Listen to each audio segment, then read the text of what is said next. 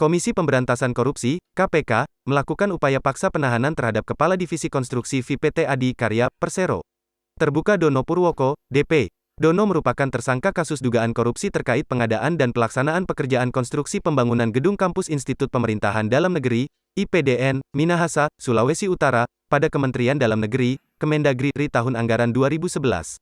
Yang bersangkutan telah ditetapkan sebagai tersangka pada tahun 2018, kata Deputi Penindakan dan Eksekusi KPK Karyoto saat jumpa pers di Gedung Merah Putih KPK, Kuningan, Jakarta Selatan, Rabu, tanggal 10 November tahun 2021. Karyoto menjelaskan konstruksi perkara kasus yang menjerat Dono Purwoko. Sekitar awal tahun 2010, diadakan pertemuan terkait adanya rencana pengadaan dan pekerjaan pembangunan gedung kampus IPDN di beberapa lokasi di Indonesia, yang salah satunya di Kabupaten Minahasa, Sulawesi Utara. Pertemuan tersebut dihadiri oleh perwakilan dari Kemendagri, perusahaan konsultan, dan perusahaan kontraktor, yang salah satunya adalah PT Adi Karya. Pertemuan lanjutan beberapa kali dilaksanakan di kantor PT AK, Adi Karya, yang dihadiri oleh pihak PT AK dan pihak Kemendagri untuk membahas lebih rinci terkait proses lelang, kata Karyoto. Karyoto menyebutkan hasil dari pertemuan tersebut kemudian disepakati bahwa pengerjaan proyek pekerjaan konstruksi pembangunan gedung kampus IPDN di Kabupaten Minahasa, Sulawesi Utara akan dilaksanakan oleh PT Adi Karya, disertai adanya komitmen berupa pemberian sejumlah uang dalam bentuk fee proyek untuk pihak Kemendagri yang dimasukkan dalam rencana anggaran dan biaya, RAP, pekerjaan pembangunan kampus IPDN di Sulawesi Utara tahun anggaran 2011. Terkait pemberian fee proyek tersebut, di mana telah disetujui oleh tersangka DP dan atas perintah tersangka DP kemudian dicantumkan dalam surat penawaran PT AK, sebutnya.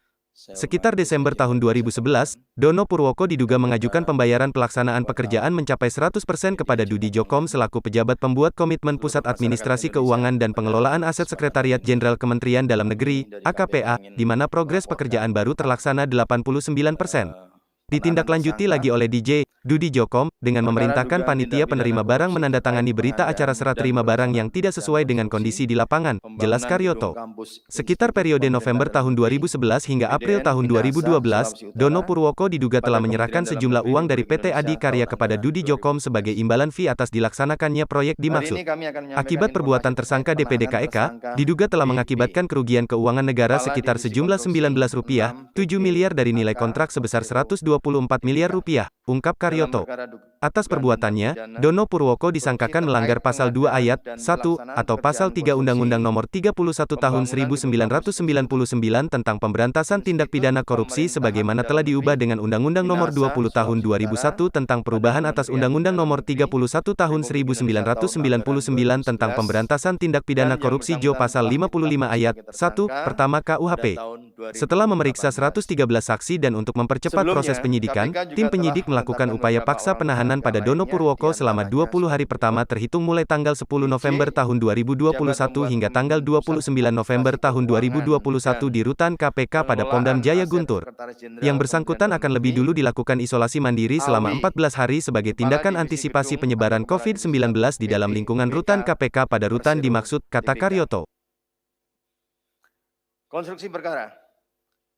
Sekira awal 2010 diadakan pertemuan terkait adanya rencana pengadaan dan pekerjaan pembangunan gedung kampus IPDN di beberapa lokasi Indonesia, yang salah satunya di Kabupaten Minahasa, Sulawesi Utara.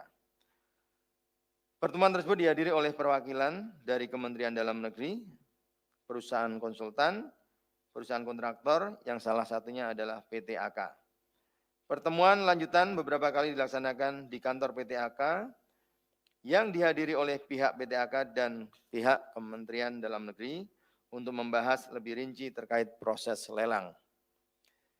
Hasil dari pertemuan tersebut kemudian disepakati bahwa pengerjaan proyek pekerjaan konstruksi pembangunan gedung kampus IPDN di Kabupaten Minahasa, Sulawesi Utara dilaksanakan oleh PT AK. Disertai adanya komitmen berupa pemberian sejumlah uang dalam bentuk fee proyek untuk pihak Kemendagri yang dimasukkan dalam rencana anggaran dan biaya pekerjaan pembangunan kampus IPDN di Sulawesi Utara tahun 2011. Terkait pemberian fee proyek tersebut, di mana telah disetujui oleh PSKDP dan atas perintah PSKDP kemudian dicantumkan dalam surat penawaran PT AK.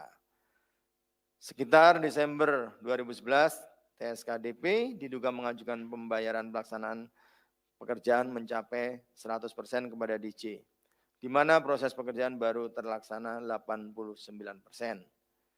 Ditindaklanjuti lagi oleh DJ dengan memerintahkan panitia penerimaan barang menandatangani berita acara serah terima barang yang tidak sesuai dengan kondisi di lapangan. Sekitar periode November 2011 sampai dengan April 2012, tersangka DP diduga telah menyerahkan sejumlah uang dari PT AK kepada DC sebagai imbalan fee atas dilaksanakannya proyek dimaksud. Akibat perbuatan tersangka DP dan kawan-kawan diduga telah mengakibatkan kerugian keuangan negara sekitar 19,7 miliar dari nilai kontrak sebesar 124 miliar. Atas perbuatannya, tersangka disangkakan melanggar pasal 2 ayat 1 atau pasal 3 Undang-Undang Nomor 31 Tahun 99 tentang pemberantasan tindak pidana korupsi sebagaimana telah diubah dengan Undang-Undang Nomor 20 Tahun 2001 tentang perubahan atas Undang-Undang Nomor 31 Tahun 99 tentang pemberantasan tindak pidana korupsi, junto pasal 55 ayat 1 ke 1 KUHP. Setelah memeriksa 113 saksi dan untuk mempercepat proses penyidikan, tim penyidik melakukan upaya paksa penahanan pada tersangka DP selama 20 hari pertama terhitung mulai tanggal 10 November 2021 sampai dengan 29 November 2021 di Rutan KPK pada Pomdam Jaya Guntur. Yang bersangkutan akan lebih dulu dilakukan isolasi mandiri selama 14 hari sebagai tindakan antisipasi penyebaran COVID-19 di lingkungan Rutan KPK pada rutan dimaksud. Selesai. Baik, terima kasih Pak Deputi yang membacakan poin-poin perkembangan perkara dimaksud. Pada prinsipnya bahwa